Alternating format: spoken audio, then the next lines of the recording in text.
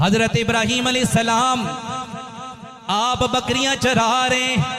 इसी दौरान अल्लाह के फरिश्तों ने अल्लाह की बारगाह में अर्ज किया, अल्लाह तेरे इब्राहीम को आजमाना चाहते हैं। अल्लाह ने फरमाया, ए मेरे फरिश्तों चले जाओ, मेरे इब्राहीम को आजमा लो। हजरत इब्राहीम अलैहिस्सलाम के पास बेशुमार बकरियों का रेवड़ मौजूद था, आप बकरियां चरा रहे हैं। इसी दौरान अल्लाह के फरिश्ते इंसानी शक्ल में चले गए।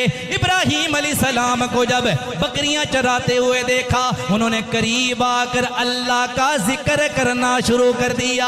अल्लाह अल्लाह करने लग गए। जब अल्लाह का जिक्र शुरू किया, हजरत इब्राहीम अलैहिस्सलाम वजद में आ गए। आप पर वजदानी कैफियत तारी हो गई। थोड़ी देर के बाद फरिश्तों ने जिक्र रोक लिया। आपने फरमाया, अल्लाह के बंदो रोक क्यों लिया, जिक्र रोका क्यों है? वो कहने लगे, हमारा जो जिक्र था वो पूरा हो गया।